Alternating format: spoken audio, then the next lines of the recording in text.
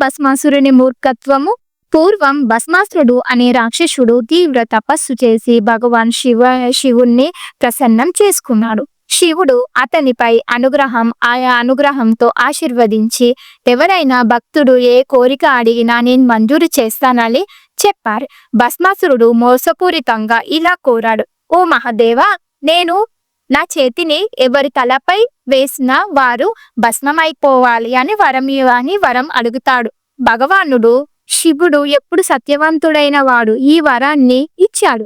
కానీ వరం పొందగానే భస్మాసురునికి గర్వం కలిగింది. ముందుగా ఈ శక్తిని శివుడిపై పరీక్షించాలని భావించాడు. అతడు శివుని వెంట పరిగెత్తి తన చేతితో ఆయన తలపై పెట్టడానికి ప్రయత్నించాడు. శివుడు ఆశ్చర్యపోయి పారిపోవసాగాడు. అటు ఇటు గిరులు, అరణ్య, నదులు మధ్యగా పరిగెత్తుతూనే ఉన్నాడు.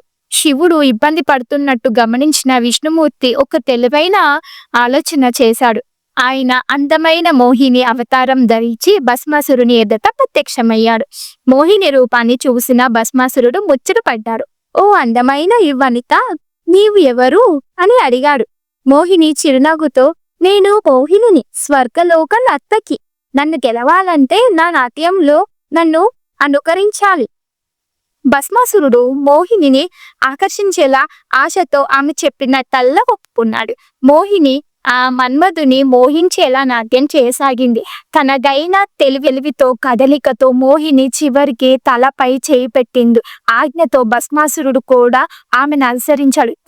తన తలపై తనే చేయి పెట్టుకున్నాడు. వెంటనే భస్మమైపోయాడు. భగవాన్ శివుడు దీనిని దూరంగా చూస్తూ విష్ణుమూర్తి తెలివికి నవ్వుతూ కృతజ్ఞత తెలిపారు.